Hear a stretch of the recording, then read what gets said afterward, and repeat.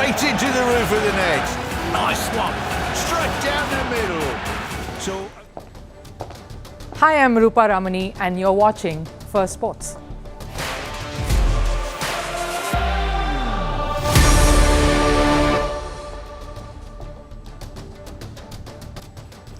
Pakistan cricket is in the news yet again. Imagine you're in a press conference. You're nervous, you're anxious, and you're asked the most bizarre, inappropriate question. What would your response be? You'll know more about it in the show later on, so definitely stick around. Also, we have a special interview to talk about Indian cricket team's road ahead for the T20 World Cup in June. Who should the captain be? How prepared is the team? Especially with uncertainty looming large over two of the biggest names, Rohit Sharma and Virat Kohli. And just what is on with Lewis Hamilton? It's almost the story of a superhero feeling like he has lost his superpowers. All of that heading your way, including a sneak peek to a special show next week. But first, our headlines in Sports 360. Portuguese football star Cristiano Ronaldo finds himself in a legal battle. He faces a class action lawsuit seeking at least $1 billion in damages for his role in promoting cryptocurrency-related NFTs issued by Binance. The lawsuit alleges that Ronaldo's promotion of the firm was deceptive and unlawful. Ronaldo launched his inaugural NFT CR7 collection with Binance last year, ahead of the 2022 World Cup. In cricket, Dominica refuses to host the T20 World Cup next year. Its government cites inability to complete work on practice and match venues before the tournament begins in June. Dominica was one of the 7 countries in the Caribbean shortlisted as the hosts. The West Indies and the USA will, of course, are scheduled to host it from the 4th of June to the 30th of next year. And BCCI announces India's squad for the South Africa tour. Suryakumar Yadav will continue as the skipper for the T20 series. KL Rahul will be captaining the ODI fixtures. Virat Kohli and Rohit Sharma won't be travelling for this white ball campaign. Sanju Samson makes his comeback. Liverpool fire into Europa League final 16 as they beat Lask 4-0. Liverpool sealed the top spot in Group E with a double from Cody Gakpo and goals from Luis Diaz and Mohamed Salah on Anfield. Salah scored his 199th goal for the Reds. And fans of Polish side Legia Warsaw were barred entry to their match at Aston Villa after clashes with police outside the stadium with flares thrown at the officers. 3 police officers were injured in the clash. No Legia fans were allowed into the Villa Park for the game. That Villa won 2-1. Legia Warsaw said Aston Villa had given the Polish club lower allocation of tickets than they were entitled to under UEFA regulations.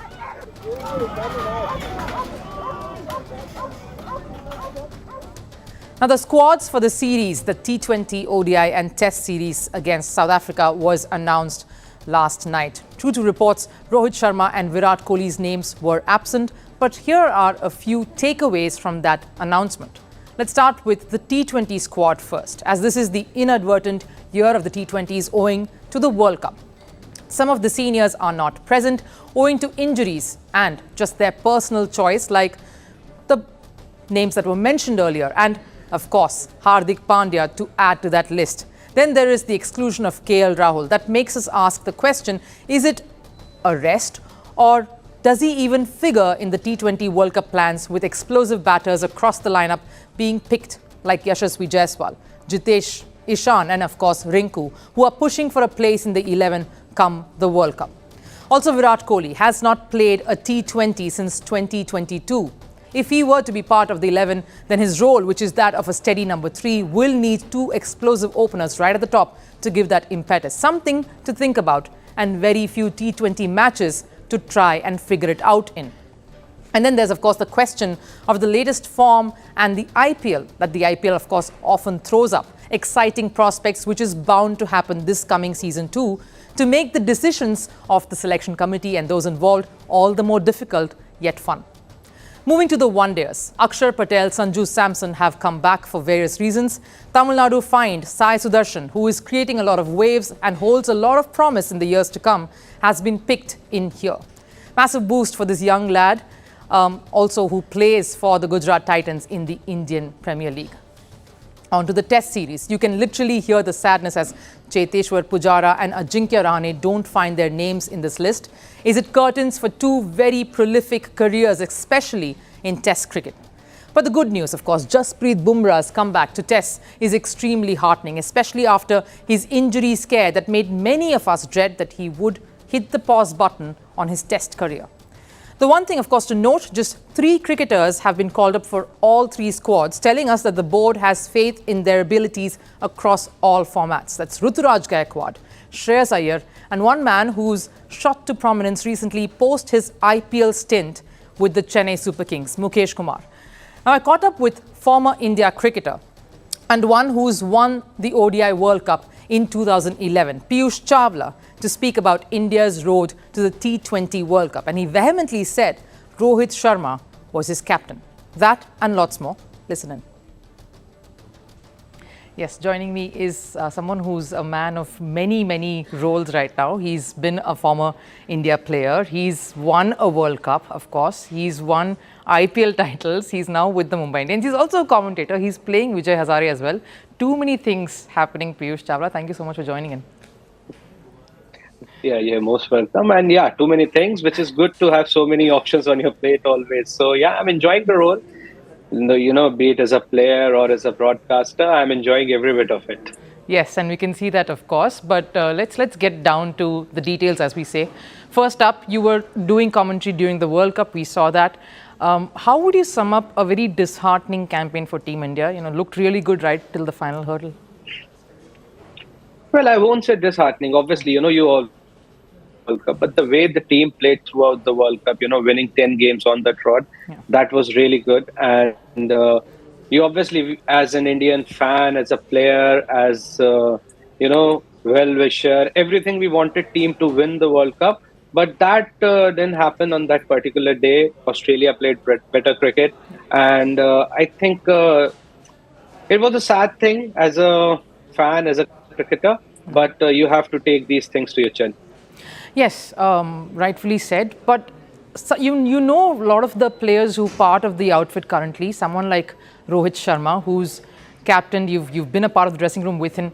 How would you see someone like him going through this? You know, we heard that he obviously broke down in the dressing room. But what would a state of mind for a leader who's experienced this loss? What would be going through him? Well, obviously, we all know like how much he was looking forward as a captain to this World Cup. And the way, as I mentioned, the way team played throughout the World Cup, we all were expecting the cup will come home, but that didn't happen. So he was, you know, he was heartbroken. He was really upset about it. But he also played so much cricket throughout his life, and he knows how to take all these things to the chin, and he'll move on because you have no choice as a player, because you have to get up again, go to your training again, and start the things again. Correct. And even as a lot of reports are right now emerging, Piyush, of, you know, obviously him taking a bit of break, and rightfully so. They've played a lot of cricket, and there is much more cricket left because we have a T20 World Cup, another World Cup in 7 months. How do you see the certainty? I mean, as Rohit, as a captain at this World Cup, and do you see him to be the undoubted captain, without any doubt, him to lead the side for the T20 World Cup as well?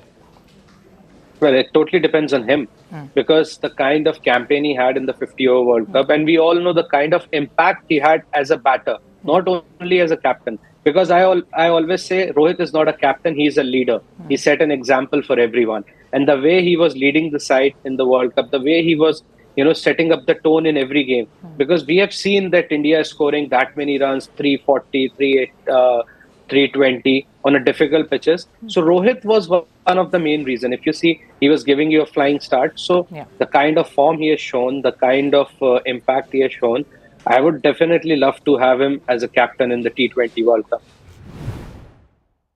A word on Suryakumar's captaincy as well, Piyush. How do you see him coming in as a stopgap captain, of course? How do you see his role? Well, we all know him, what kind of a guy he is. He's a very chilled out kind of a guy, and he loves his cricket and the way he leads. He's somebody who always there to support the players, and that's what you want from your captain. So he's always there for the players. T20 World Cup 7 months from now, what would you say if you were part of that think tank at the T20 dressing room and you've been part of a lot of successful campaigns of a T20 outfit? What would the talk be to shake this off and focus on something else? And ideally, what should be the preparation like? See, the games which India team is supposed to play before the World Cup, there are not too many games. Yes. When you talk about the India versus playing bilateral series against the different teams. Yeah. But IPL, obviously, it's also a brilliant tournament, and the players who are already playing for India and the players who are going to play IPL. So from there, you can pick few of the players as well, looking at their current form. Because for me, T20 is something where you have to look at the current form as well. Yeah. And we do talk about youth, but I think experience is also important. And looking at that, and as I mentioned, it totally depends on Virat and Rohit whether they want to play T20 or not. Now imagine you have been announced as captain of the national cricket team. You take over as skipper amidst a lot of chaos on and off the field.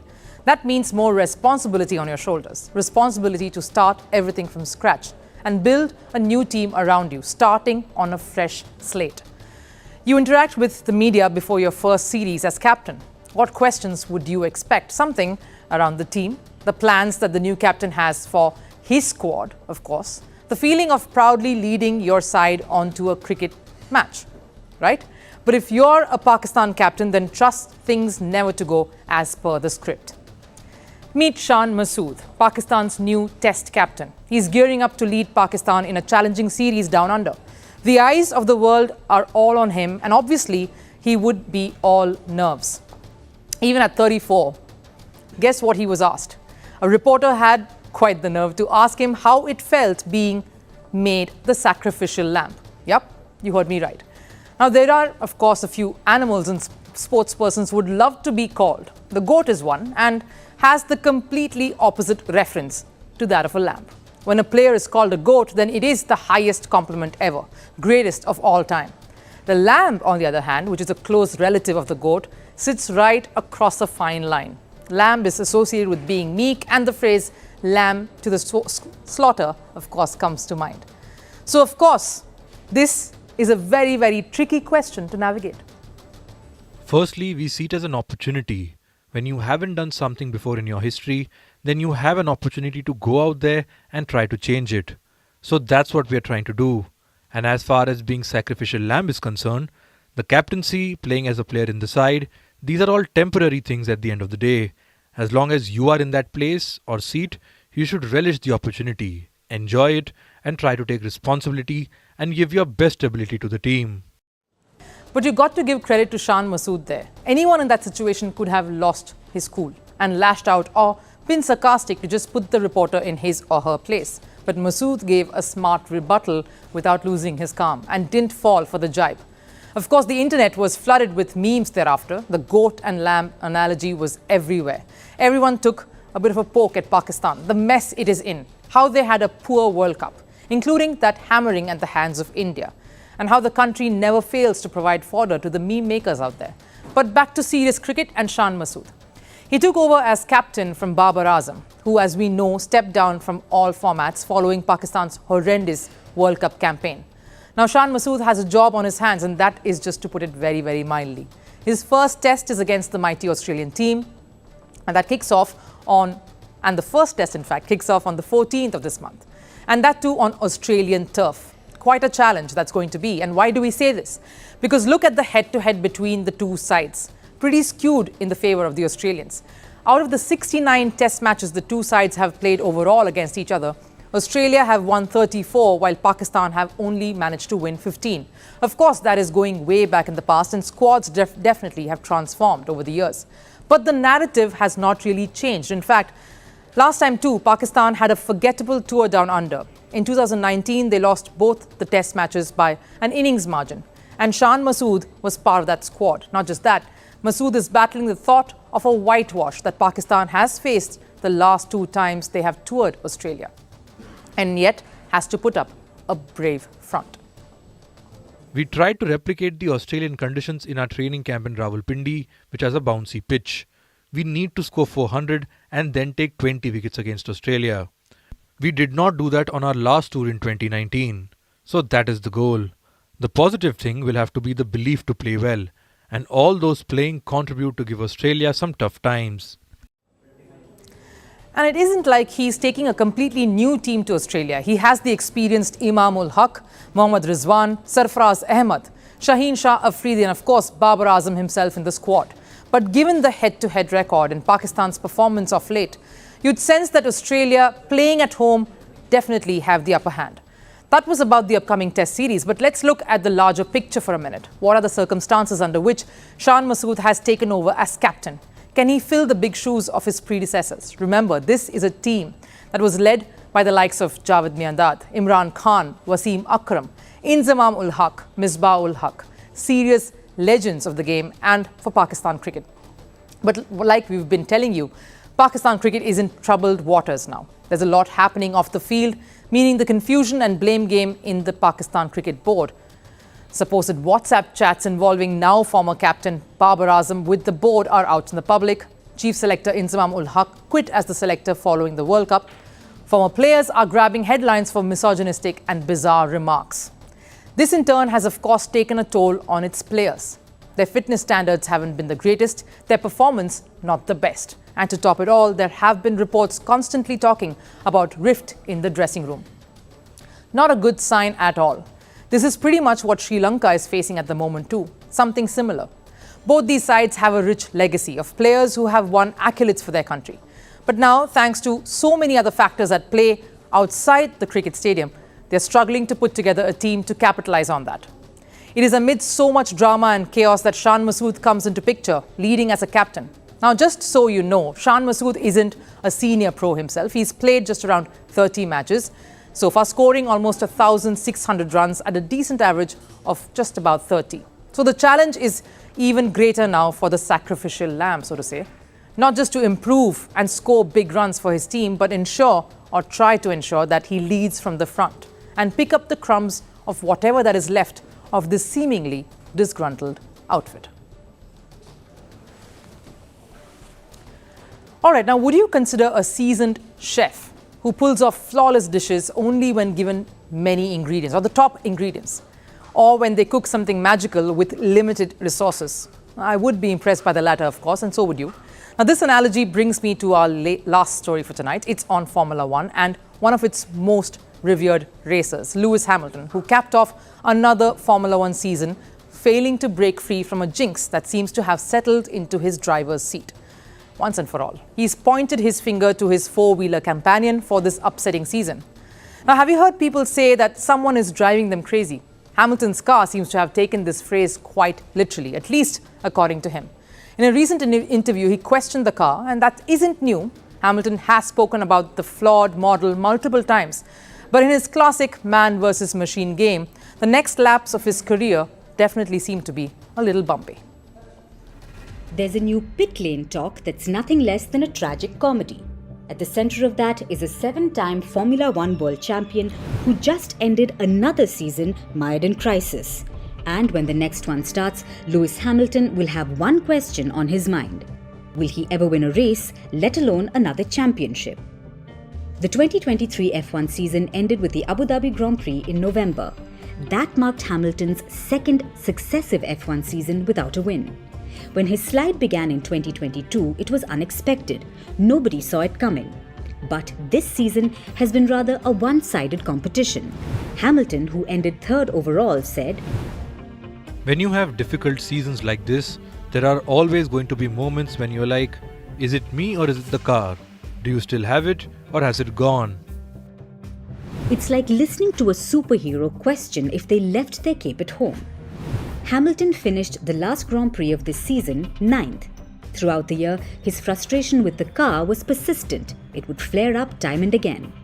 As if it's the car that was silently plotting against him at every turn. It still had the shortcomings of the version that was unveiled in the previous season. Or that's what he said, that the design team didn't implement the changes he had specifically wanted. In the season opener, Hamilton finished 5th in the race at Bahrain, almost 50 seconds behind the Flying Dutchman, Max Verstappen. he said Mercedes deliberately ignored the issues that were raised. I have driven so many cars in my life. I know what a car needs. I know what a car doesn't need. I think it's really about accountability. What's funny here is that Hamilton staunchly refuses to believe that there may be better talents or that the competition has simply grown tougher. It's almost like the lines between relying on machine and having faith in your own abilities have blurred. Is it denial or is it selective confidence?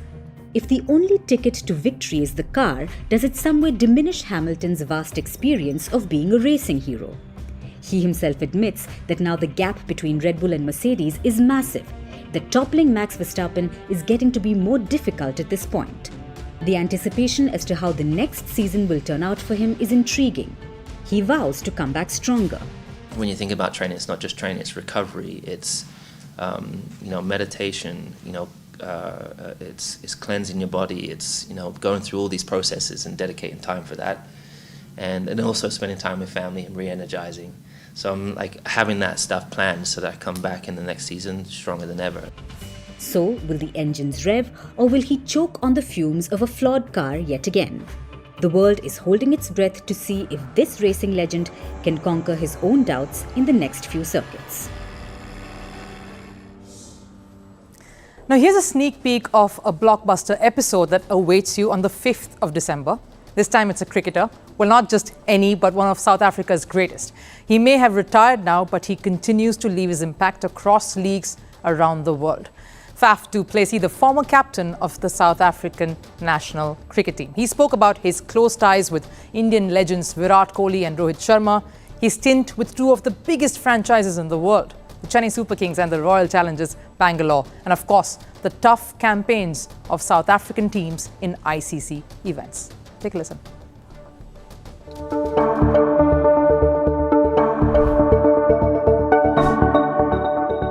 Just been in recovery. It's a tricky one because it's quite a slow recovery. There's like for 2 months you can't do much, and then you managed to go to the Qatar F1 in Doha, which was amazing, where I got to meet David Beckham, which was probably the best day of my life. Big tournament that just concluded in India, Faf. You were, of course, part of it in the commentary panel. You've observed a lot of the World Cups. I have to particularly ask you about South Africa's exit once again at the semi-final stage. You're going to require a lot of things to fall your way. Luck, obviously in the past it's been weather, injuries, all those things. But yeah, for this tournament, a lot of anger and some support as well from the true fans. I'd say true is probably the wrong word, but the optimistic fans. So you get all those different versions. So it feels, as a captain, you do feel like you wear the brunt of it, and that's how it should be. The highest trees always get the most wind. So that's generally your captain, your coach. So obviously, from a performance point of view, enjoying last season. From a personal point of view, it's by far the best IPL season I've ever had, and there's been some. From a personal point of view, there's been some good ones, but this one, just in terms of how I felt like I evolved as a batter and the way that I played, really enjoyed that. Built a really solid relationship bond with Virat Kohli. We all saw that. Have you been in touch with him? Because we know the kind of person he is. He's always already planning for the next season. How has that panned out? Really good relationship. So he's an important part of RCB and the think tank around it. So obviously, there's a lot of hours that goes behind the scenes and planning and talking, and it's not always.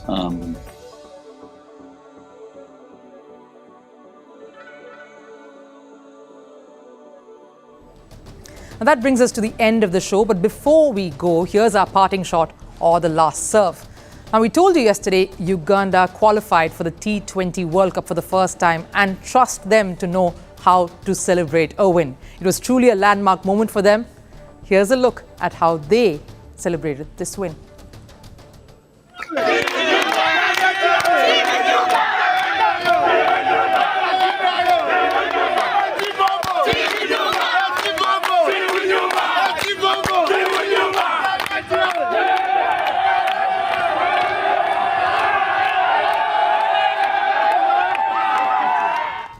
Well, trust any African sporting team to really know how to celebrate and how to let the hair loose. They don't let the pressure get to them. But on that note, thanks so much for watching us. That brings us to the end of this episode of First Sports. I'll see you again next week.